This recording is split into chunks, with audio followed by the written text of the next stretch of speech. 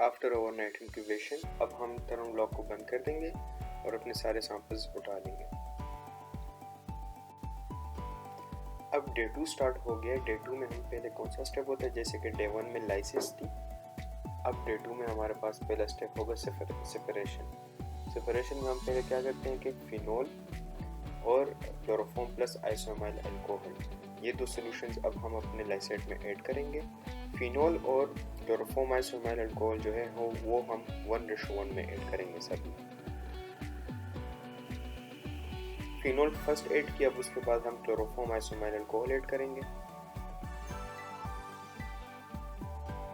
आप एक टिप भी यूज कर सकते हैं अगर टिप एफेंडॉक के साथ टच ना हो, ओनली इन दैट केस।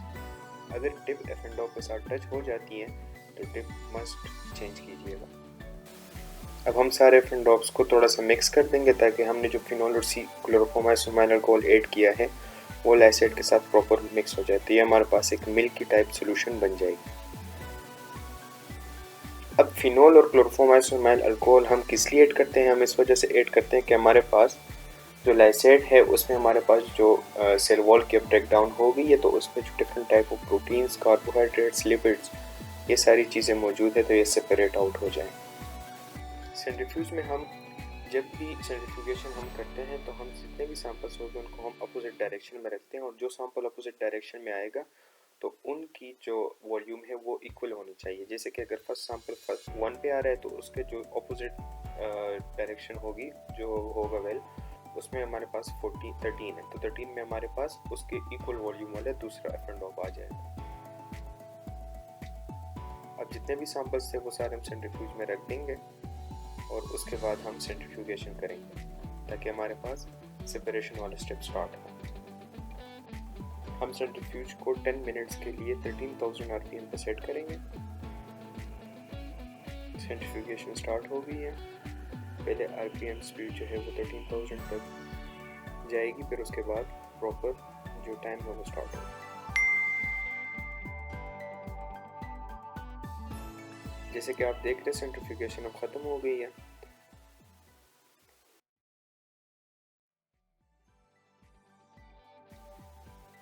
सारे सैंपल्स को हम बहुत केयरफुली सेंट्रीफ्यूज से उठा के हम रैक में रख देंगे ताकि इसमें हमारे पास जो भी दो लेयर्स बने हैं वो एक दूसरे के साथ मिक्स अप ना हो।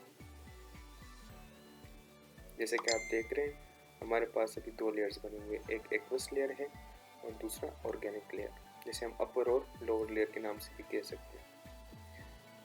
जो अपर लेयर है उसे हम एक्वस लेयर कहते हैं और जो लोअर लेयर है उसे हम ऑर्गेनिक लेयर कहते हैं, ऑर्गेनिक फेज। इन दोनों लेयर्स के दरमियान हमारे पास एक इंटरफेस मौजूद होता है जिसको हम टच नहीं करेंगे अभी जब हम लेयर पिक करेंगे।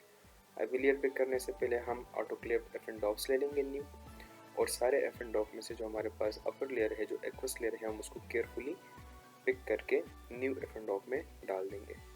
लेकिन इस टाइम में हमने ख्याल करना है कि ना तो इंटरफेस से कुछ पार्टिकल्स हमारे एक्वस लेयर में और हम उसको पिक करें, और ना नीचे से कोई पार्टिकल्स आए। अगर आएंगे तो हमारे पास कंटेमिनेशन कॉज होगी और जो डीएनए है उसमें प्योरिटी की चांसेस बहुत ज़्यादा कम हो जाएंगे।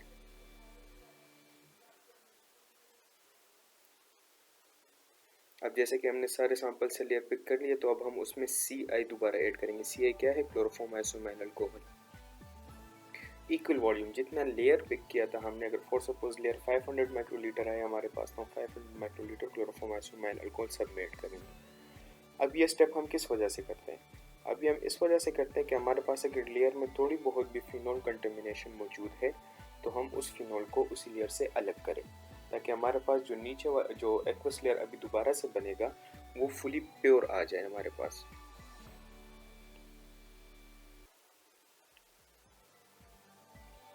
अब हम सारे सैंपल्स को उसी अकॉर्डिंगली लेबल कर लेंगे ताकि मिक्सअप ना हो, और दोनों साइड पे हम लेबलिंग इस वजह से करते हैं कि ताकि हमारे पास कोई सोल्यूशन स्प्लिट आउट भी हो और वो एफेंडॉक की साइड पे भी जाए तो वो लेबल दूसरे साइड पे लिखा हो ताकि सैंपल दूसरे सैंपल के साथ मिक्सअप ना हो जाए।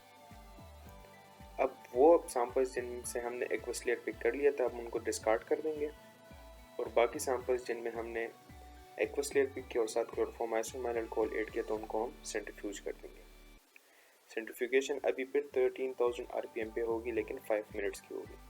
आप ये सेंट्रीफ्यूगेशन 10 मिनट्स की भी कर सकते हैं। सेंट्रीफ्यूगेशन कंप्लीट होने के बाद अब हम फिर सैंपल में से जो एक्वस लेयर है वो न्यू एफ एंड डॉप ट्यूब्स में ऐड कर देंगे। और इसी बार भी हमने ख्याल करना है कि जो नीचे इंटरफेस है उससे हम कुछ पार्टिकल्स पिक ना करें या उसको हम टच ना करें टिप के साथ। और टिप हम फॉर ईच सैंपल चेंज करेंगे।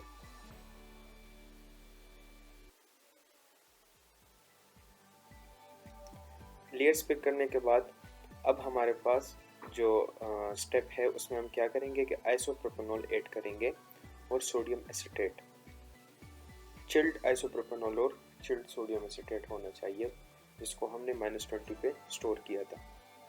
अब हम सारे सैंपल्स में आइसोप्रोपेनॉल 1:1 में ऐड करेंगे, मतलब जितना लेयर आया है हमारे पास उतना ही इक्वल अमाउंट में हम आइसोप्रोपेनॉल ऐड कर देंगे। Equal amount of isopropanol add करने के बाद हम सारे सैंपल्स में अब 3 मोलर सोडियम एसीटेट ऐड करेंगे। 3 मोलर सोडियम एसीटेट हम 10% ऑफ आइसोप्रोपेनॉल ऐड करेंगे। अब एक्वस लेयर में आइसोप्रोपेनॉल सोडियम एसीटेट ऐड करने के बाद हम उसकी लेबलिंग कर लेंगे। और लेबलिंग करने के बाद हमारे पास वो सैंपल्स जिनमें हमारे पास ऑर्गेनिक लेयर जो रही है, जिससे हमने एक्वस लेयर पिक की है, वो हम डिस्कार्ड कर लेंगे।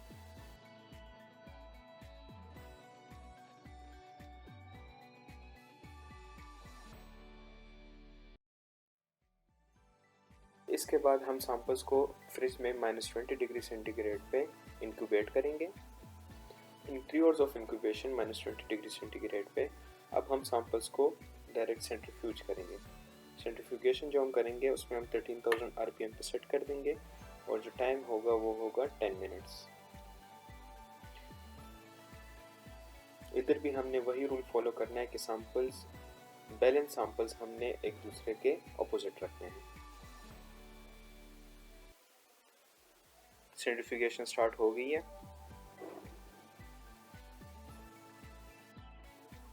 सेंट्रीफ्यूगेशन कंप्लीट होने के बाद अब हम सारे सैंपल्स को उठा लेंगे। अब हमारे पास सैंपल्स में एक पैलेट बनेगी और सुपरनेटेंट होगा। पैलेट कभी कभार बहुत छोटी होती है, बहुत मुश्किल से दिखाई देती है, तो हम इस बार जो सुपरनेटेंट को डिस्कार्ड करेंगे वो बहुत केयरफुली हम डिस्कार्ड करेंगे ताकि हमारे पास जो पैलेट है वो सुपरनेटेंट के साथ डिस्कार्ड ना हो जाए। अब तीसरा स्टेप स्टार्ट होगा वॉशिंग। अब इस स्टेप में हम क्या करेंगे कि जो 70% इथेनॉल है वो हम अपने सारे सैंपल्स में ऐड कर देंगे। आप 250 माइक्रोलीटर भी ऐड कर सकते हैं, 300 माइक्रोलीटर भी ऐड कर सकते हैं, आपकी अपनी मर्जी है।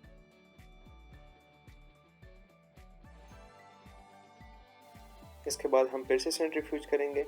इस बार जो सेंट्रीफ्यूगेशन होगी वो 10,000 आरपीएम पे 5 मिनट्स के लिए होगी। आप टाइम इंक्रीज भी कर सकते हैं, 7 मिनट भी कर सकते हैं, 6 मिनट भी कर सकते हैं। इसके बाद फिर हमारे पास सुपरनेटेंट होगा और पैलेट होगी। पैलेट का हम फिर से बहुत ध्यान से हम सुपरनेटेंट डिस्कार्ड करेंगे ताकि जो पैलेट है वो डिस्कार्ड ना हो। जैसे कि आप ये पैलेट देख भी सकते हैं,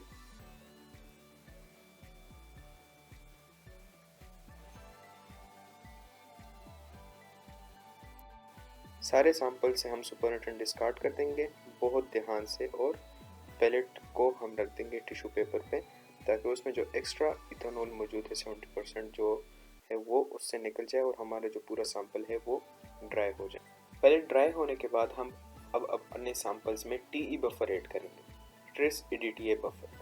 अब ट्रेस EDTA बफर की जो क्वांटिटी होगी वो आप 50 माइक्रोलीटर भी ऐड कर सकते हैं, 70 भी ऐड कर सकते हैं, 100 भी ऐड कर सकते हैं। इट्स अप टू यू कि आप कितना वॉल्यूम ऐड करना चाहिए। जितना कम वॉल्यूम होगा 50 तक, तो इट मीन्स कि आपका जो DNA होगा वो ज़्यादा कंसनट्रेटेड आएगा। जितना आप ज़्यादा ऐड करेंगे तो उतना DNA थोड़ा जो DNA की कंसनट्रेशन है वो थोड़ी बहुत कम होगी। हम नॉर्मली 70 माइक्रोलीटर ऐड करते हैं, आप 100-120 तक भी जा सकते हैं। टी बफर ऐड करने के बाद हम सैंपल्स को कुछ टाइम के लिए रूम टेम्परेचर पे रख देंगे ताकि जो हमारे पैलेट्स है वो ट्रेस EDTA बफर में डिसॉल्व हो जाए। अब जब पैलेट्स डिसॉल्व होंगे तो हम उसके बाद DNA को 1% एगारोस जेल पे रन करेंगे। जो जेल बनाने का तरीका है और जेल कैसे रन होगी वो सारे हमने शॉर्ट रील्स में वीडियोस दी हुए, आप काइंडली वो भी देख सकते हैं। कोई भी क्वेश्चन हो आप कमेंट्स में पूछ सकते हैं। Thank you so much for your time. खुदा हाफिज़।